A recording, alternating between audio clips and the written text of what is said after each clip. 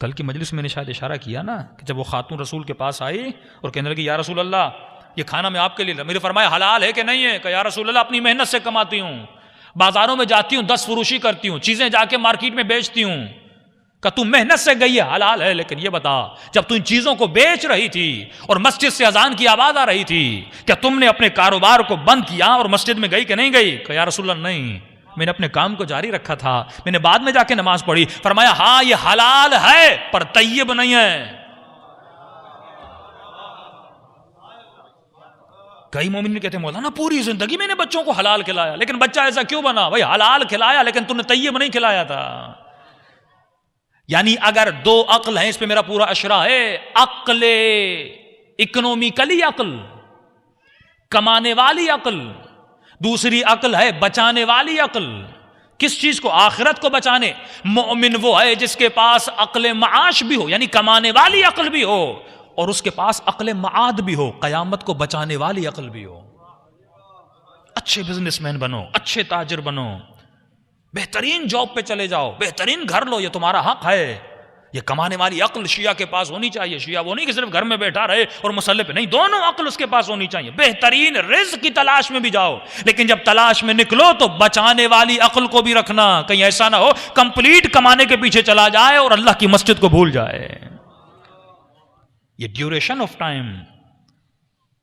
اب حلالن طیبن طاہرہ، وہ تیسری منزل کون سی ہے؟ وہ اگلی منزل ہے، یعنی رزق حلال بھی ہو، اور جب رزق کما رہے ہو اللہ کے احکام کی اطاعت بھی کرو، بیچ میں مسجد بھی جاؤ، کسی بندے کی مدد بھی کرو۔ اب یہ ہو گیا طیب۔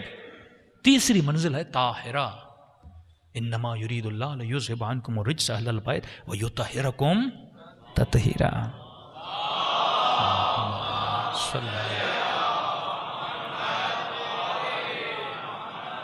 یہ رزق تب تک طاہر نہیں بنتا جب تک چادر تطہیر کے ساتھ منسلک نہیں ہو۔ کتنے بھی سجدے کرنے والے خوارج ہوں، رزق طاہر طیب، رزق حلال طیب ہو سکتا ہے، لیکن اگر علی سے منسلک نہیں ہے ان کا رزق طاہر نہیں ہے۔ اگر تیرے دل میں ولایت علی نہیں ہے، رزق طاہر نہیں ہے۔ مطلب اس وجود کی ایکٹیویٹی الگ ٹاپک ہے، لیکن بات چھڑی ہے تو بیان کر رہا ہوں۔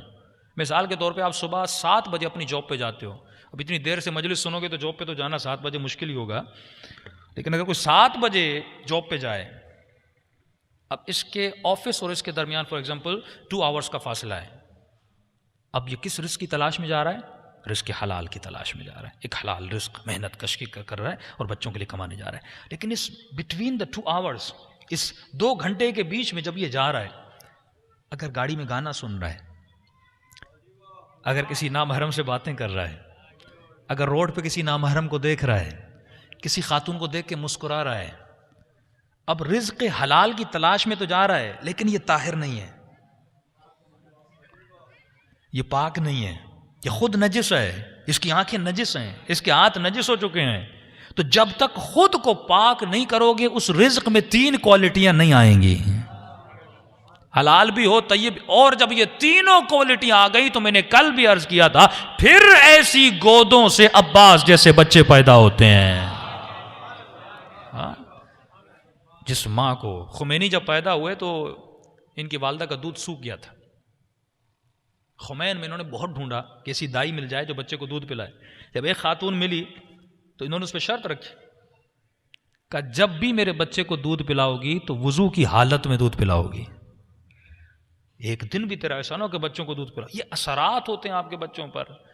خواتین کیوں اپنی اولادوں کو ضائع کرتی ہیں؟ اگر وجود پاک ہوگا، باپ رزق پاک و طاہر کما کے لائے گا، ماں بھی اپنا کردار ایسا بنائے گی، پھر آپ دیکھیے آپ کے بچے شہید سبط جعفر جیسے بچے بنیں گے۔ صلوات پڑھے محمد و آل محمد۔